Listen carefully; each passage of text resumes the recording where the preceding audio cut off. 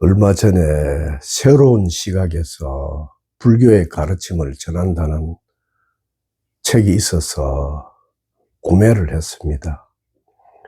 제가 이 책에 관심이 간 이유가 이 책의 저자가 임재선사의 수처작주 입처계진이란 표현을 초기 불교의 교의를 대입해서 좀 엉뚱하게 말하고 있어서 왜 그렇게 말하는지 그 저자에 대해 호기심이 생겨서 뭘 깬다 라는 제목으로 된 저자의 책을 구해서 읽어보았습니다.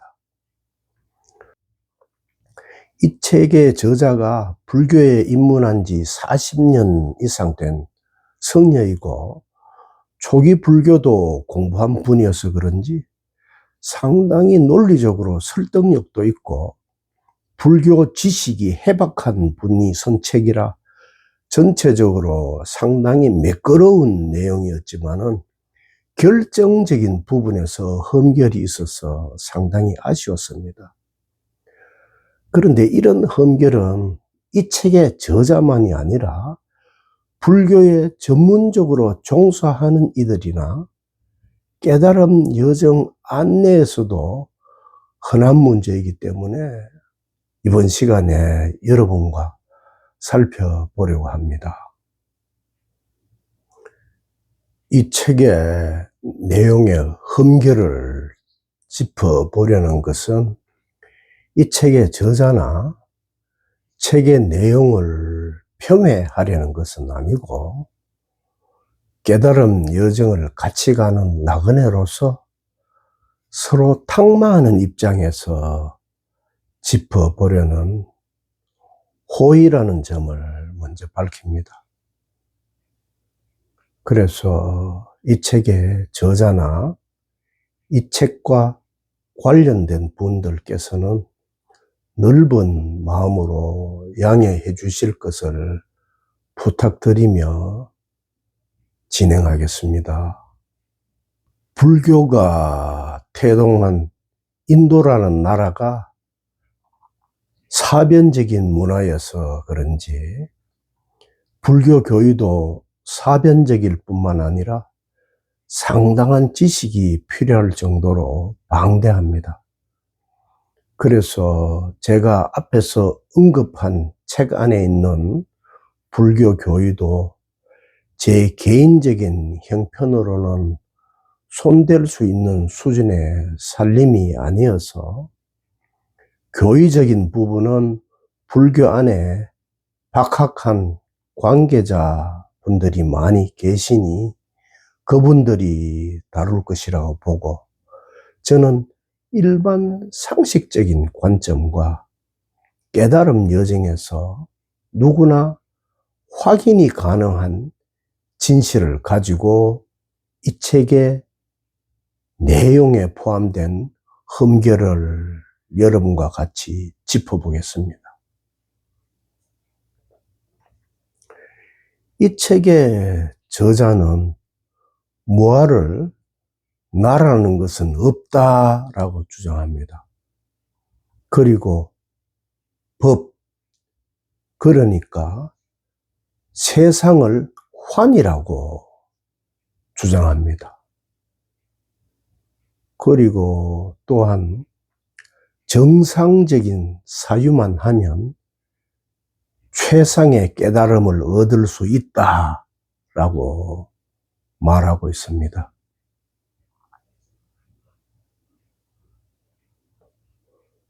불교 내부만 아니라 여러 깨달음 여정에서도 무아만큼 오해가 많은 교설은 없는 것 같습니다.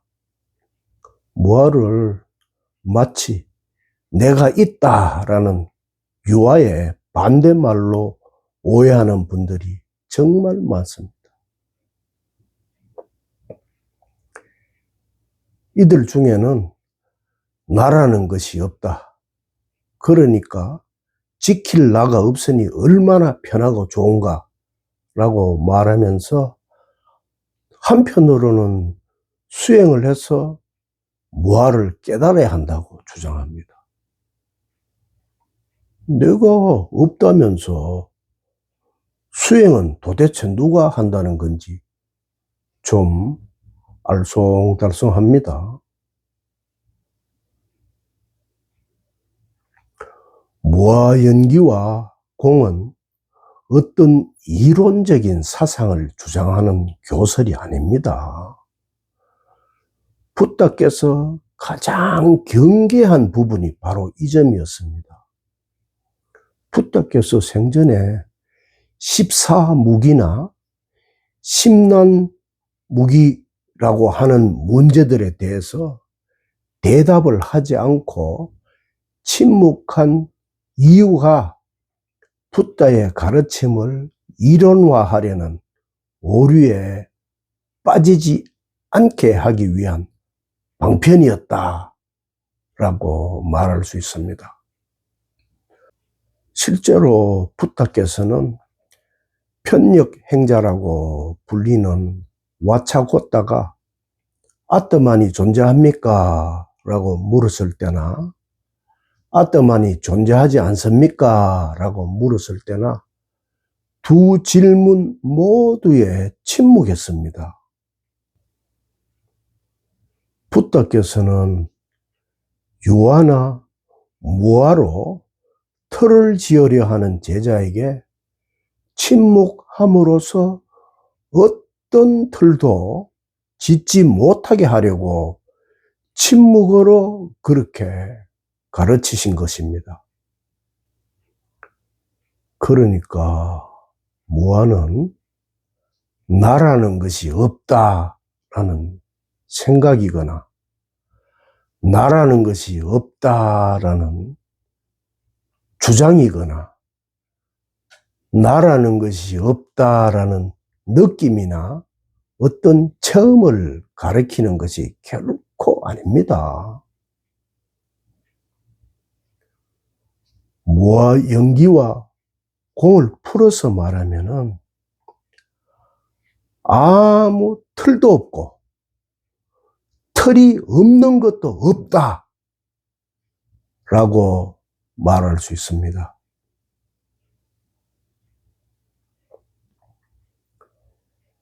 서은불교는 이런 점에 있어서 다른 종파와 비교가 되지 않는 탁월한 방편을 가지고 있습니다. 서은불교의 교외별전이라는 표현은 틀 없이 틀 없는 일을 전하는 방식을 가리키는 표현입니다.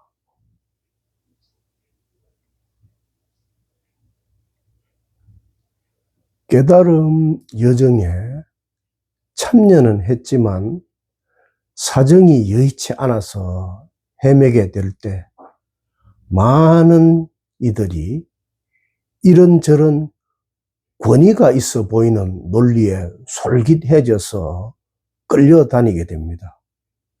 그런데 만약 그런 가르침이 여러분을 어떤 틀에 가둔다면은 붓다가 말한 것이든 예수가 말한 것이든 또는 어떤 권위 있는 스승이 말한 것이든 가리지 말고 그런 모든 말을 쓰레기로 여기고 가차 없이 내버려야 합니다.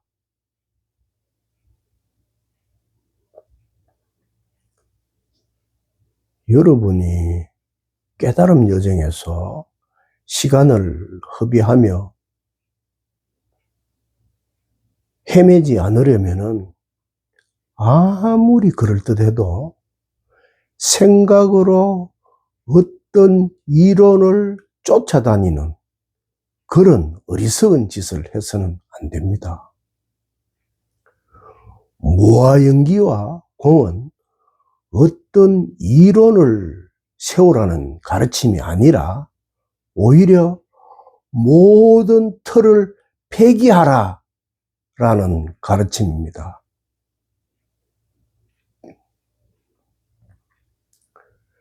깨달음 소식을 전하는 이들이 부처가 말했고 예수가 말했다고 주장하면서 아무리 그럴듯한 말투로 들이밀더라도 그런 가르침이 만약 여러분에게 어떤 틀을 짓게 한다면은 그것이 종교의 교리이든 어떤 개인의 주장이든 상관없이 모두가 하나같이 붓다와 예수의 진짜 가르침을 배반하게 하는 악마의 달콤한 속임수이고 마구니가 부르는 듣기 좋은 노래에 지나지 않습니다.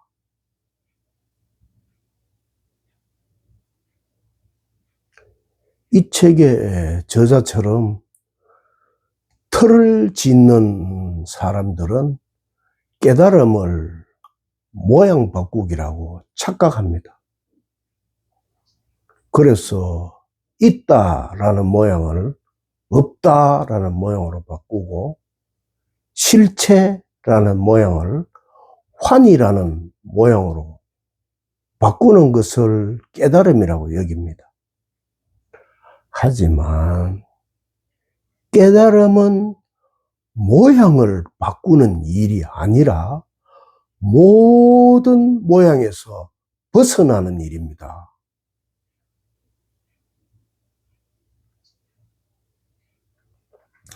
이 부분은 많은 사람들이 속고 특히 수행론자들이 가장 많이 빠지는 함정이기 때문에 더 자세하게 말해 보겠습니다.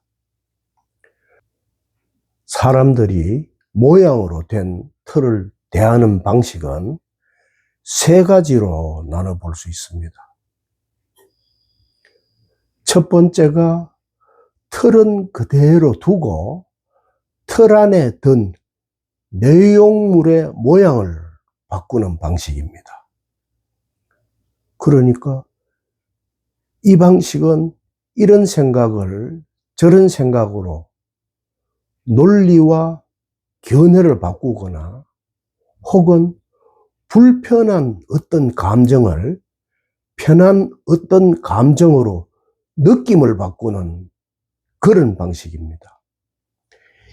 이러한 방법을 사람들이 쓰는 이유는 일정한 효과가 있다는 것을 경험으로 알기 때문입니다. 예를 들어서 누가 실패를 하고 좌절에 빠져 있을 때 이 사람에게 가서 실패하는 것이 실패가 아니라 실패해서 아무것도 배우지 못하는 것이 진짜 실패다라고 조언을 해주면은 그 말을 들은 당사자가 그 말을 수용하고 자기 생각의 내용물을 바꾸면은 생각의 내용이 바뀌면서 힘을 얻는 경우가 여기에 해당되는 사례입니다. 두 번째는 틀의 모양이나 틀의 크기를 바꾸는 방식입니다. 이 방식은 첫 번째 방식보다 더 근본적으로 변화를 가져오는 방법입니다.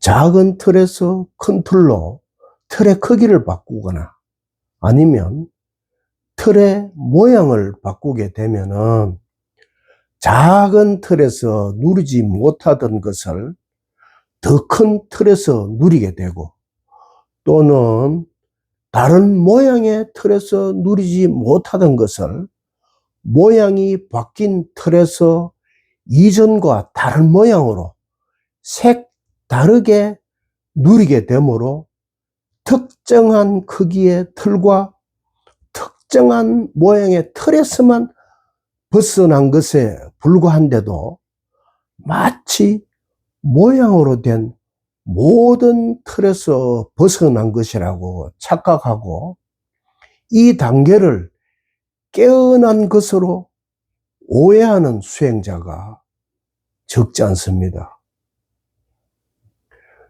그리고 스카이 다이빙처럼 신체적으로 이전에 한 번도 시도해 본 적이 없는 전혀 새로운 시도를 하다가 여태까지 개발되지 않고 있던 닫혀있던 특정한 신체의 감각이 열리게 되거나 혹은 오랜 신체 수련을 통해서 지금까지 사용하지 않았던 영역에 신체의 감각이 개발되고 열리게 되면은 지금까지 선 적이 없는 감각을 사용할 수 있게 되어서 과거에 경험했던 것보다 더 깊고 더 넓게 세상과 자신을 체험하고 이해할 수 있게 됩니다.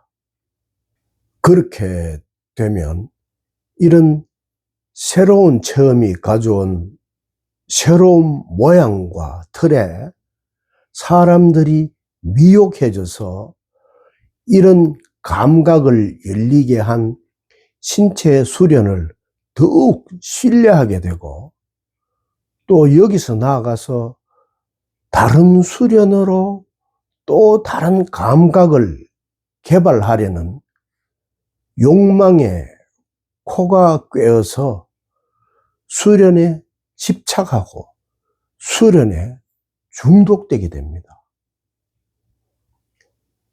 이 단계에 있는 이들은 이미 모양을 바꾸며 얻은 상당한 수준의 맛에 중독되었기 때문에 여기서 벗어나는 것이 굉장히 어렵습니다. 그리고 이런 수행이 모양 중독의 하나일 뿐이고 깨달음과는 아무 상관이 없는데도 수행이라는 말이 주는 말맛에 속아서 중독이란 점을 거의 알아채지 못합니다. 세 번째는 절대의 단계로 아무 틀이 없는 경우입니다. 이 단계에서는 아무 모양이 없어서 틀이란 것이 애초에 성립이 되지 않습니다. 세 번째 단계가 첫 번째나 두 번째와 다른 점은 첫 번째와 두 번째 단계가 둘 다 어떤 모양이 있는 틀로 된 상대 경계이기 때문에 작든 크든 미세하든 강하든 어떤 형태로든 반드시 장애가 남아 있습니다. 하지만 세 번째 단계는 아예 틀 자체가 성립이 되지 않기 때문에 장애가 없다는 점에서 완전히 다릅니다. 달리 말하면은 첫 번째와 두 번째는 모양을 바꿔치기 하는 단계이고 세 번째 단계는 모양이 성립되지 않기 때문에 모든 틀에서 벗어나는 단계입니다. 깨달음은 모든 모양과 틀에서 벗어나는 일이지 모양을 바꾸어치는 모양 바꾸기가 아니란 점을 여러분이 반드시 명심해야 합니다. 이번에는 이 책의 저자가 주장하는 사유로 최상의 깨달음을 얻는다는 주장이 왜 잘못됐는지 살펴보겠습니다. 이 책의 저자는 붓다가 밝힌 깨달음을 안욕다라 삼맥삼보리, 그러니까 무상정등정각이라고 정의합니다. 또 무상이란 낱말의 뜻을 다른 깨달음과 비교할 수 없는 최상이라는 뜻이라고 주장합니다. 그리고 정등과 정각을 두고 정등은 깨달음은 보편타당하기에 누구에게나 공유된다는 그런 뜻이라 주장하고, 정각은 깨달음은 언제나 증명되기에 올바르다는 것이라고 주장합니다. 안욕다라 삼맥삼보리를 의역해서 한자로 번역하면 무상 정등 정각이고, 한글로 번역하면 위 없이 바르며 같은 깨달음이라고 됩니다. 하지만 여기서 한글로 위 없이라고 번역된 무상은 이 책의 저자가 주장하듯이 최상이라는 뜻이 아닙니다. 여기서부터 이미 이 책의 저자는 깨달음이라는 목적지에 대한 사유가 잘못되고 있습니다. 깨달음이 얻는 일도 아닐 뿐더러 사유로 얻을 수도 없지만, 만약 사유로 깨달음을 얻을 수 있다고 하더라도 목적지가 이렇게 처음부터 잘못 입력되어 있다면은 이런 방식의 잘못된 사유로 과연 깨달음을 얻을 수 있을지 이 저자의 주장에 의문이 들지 않을 수 없습니다. 만약 붓다가 자신의 가르침을 최상의 가르침이라고 생각해서 정말 그런 뜻으로 말했다면은, 그런 붓다는 깨달은 붓다가 아니고 반푼수에 지나지 않는 그런 덜 떨어진 붓다일 뿐입니다. 왜 그런지 그 이유를 설명해 보겠습니다.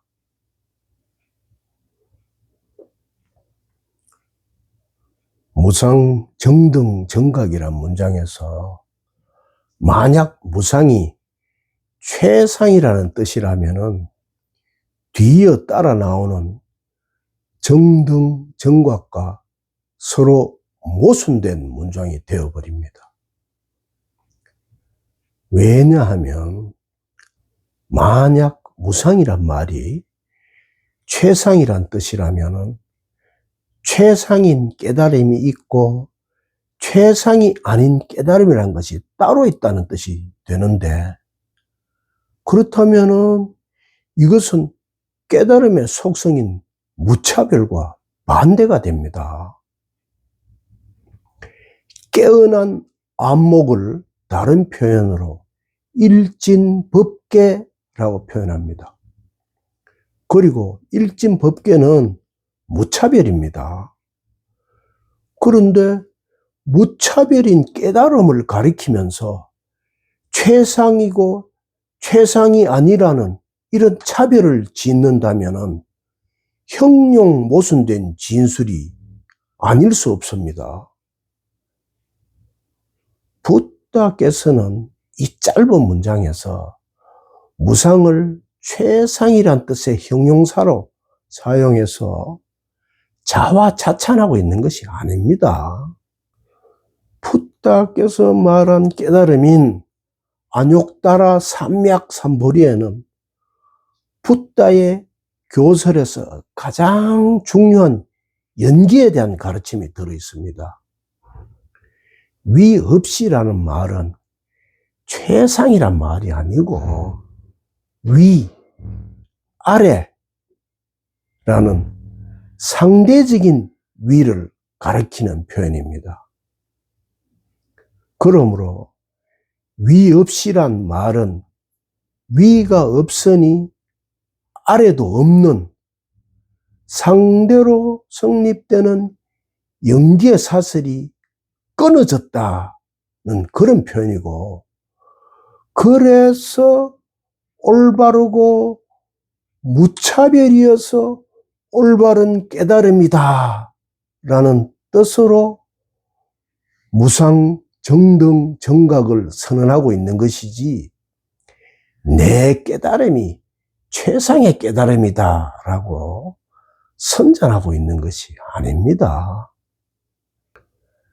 그리고 무상 정등 정각이라는 말을 이렇게 올바로 알아들었다면은 사유로 최상의 깨달음을 얻는 것이 아니라는 것이 더욱 분명해집니다. 모든 사유는 말로 이루어지고 말은 하나도 빼놓지 않고 상대가 없이는 성립이 되지 않습니다. 위가 있으려면 아래가 있어야 성립됩니다. 그런데 부처께서는 위 없이라고 분명하게 밝히고 있습니다. 그렇다면은 이 말이 가리키는 진실은 이 책의 저자의 말처럼 사유해서 깨달음을 얻게 되는 것이 아니라 오히려 위아래라는 말이 가리키는 것처럼 어떤 말도 따라가지 않아서 상대 경계에서 벗어나야만 위도 없고 아래도 없는 올바른 깨달음을 얻게 된다라는 뜻이 됩니다. 그렇죠? 이제 마지막으로 이 책의 저자가 견성에 대해 말한 부분을 짚어보겠습니다. 이 책의 저자는 본성은 볼 수 없는 것이라고 말하면서 본무견성이라는 말을 가져와서 자의적으로 사용하는데,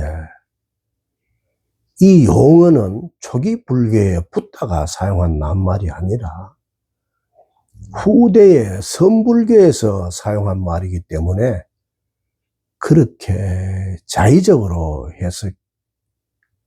해서는 안 되고, 선불교에서 쓴 용법대로 해석을 해야 그 본뜻이 올바로 드러납니다.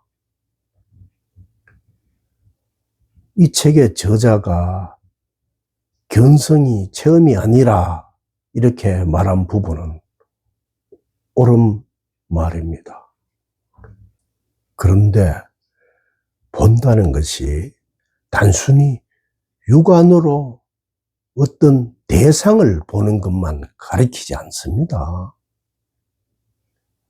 그래서 견성은 육안으로 볼 수 있거나 볼 수 없는 그런 차원을 가리키는 낱말이 아닙니다.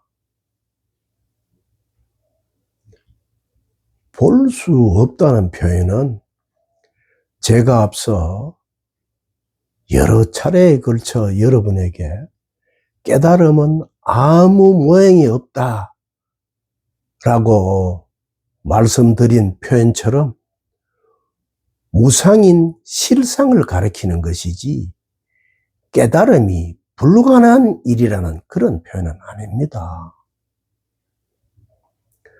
그래서 육안으로 볼 수는 없지만 붓다께도 그랬고 선사들에게도 그랬고 깨달음 여정을 안내하는 진실한 모든 이들에게도 그랬고, 또한 지금 여러분과 깨달음 여정을 함께 하고 있는 저에게도 그랬듯이 공이라고 부르는 무상인 실상의 정체가 당사자에게 밝게 드러나는 그런 사건이 실제로 일어납니다.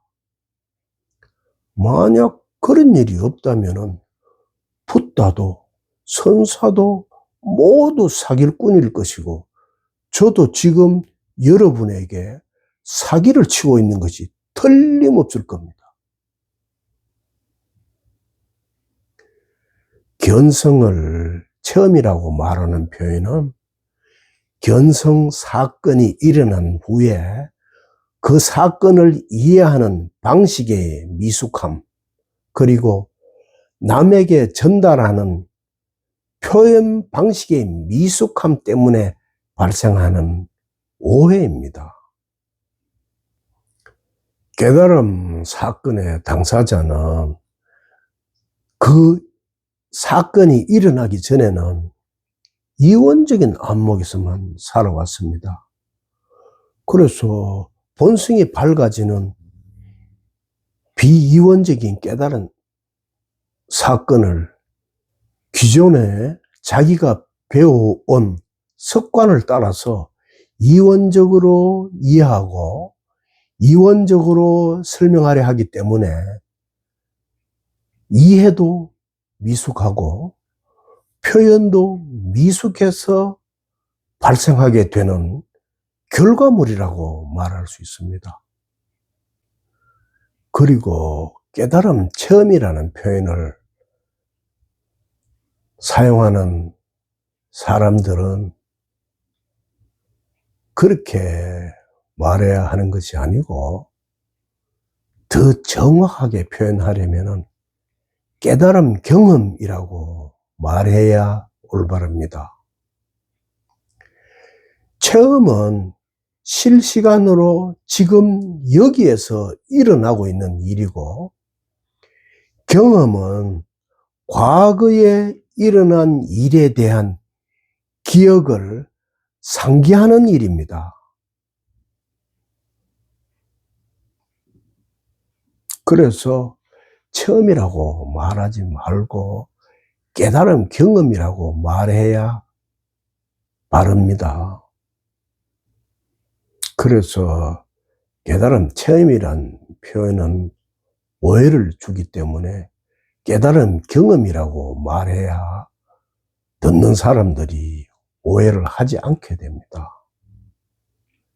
그리고 만약 깨달음이 어떤 경험이라면은 깨어났다가 다시 잠이 든 다음에 꿈속에서 깨어났던 일을 상기하고 있는 것이 되므로 깨달음 경험은 깨어있는 것이 아닙니다. 만약 깨어있다면은 깨달음은 과거의 경험일 수 없고 지금 여기에 일이어야 하기 때문에 진짜 깨달음은 경험의 범주에 들어갈 수 없는 일입니다.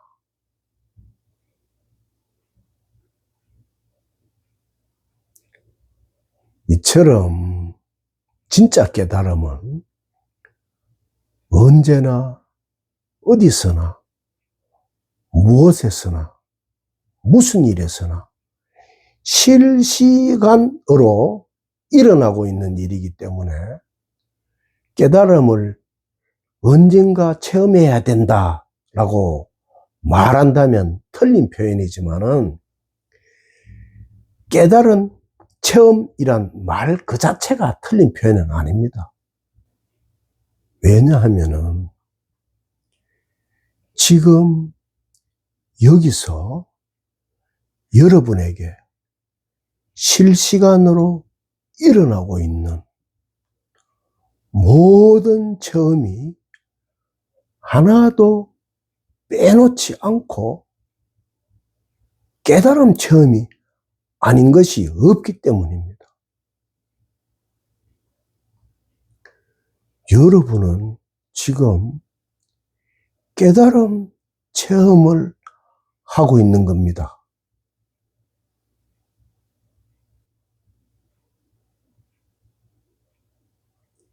여러분은 지금 깨달음 체험을 하고 있는 중입니다.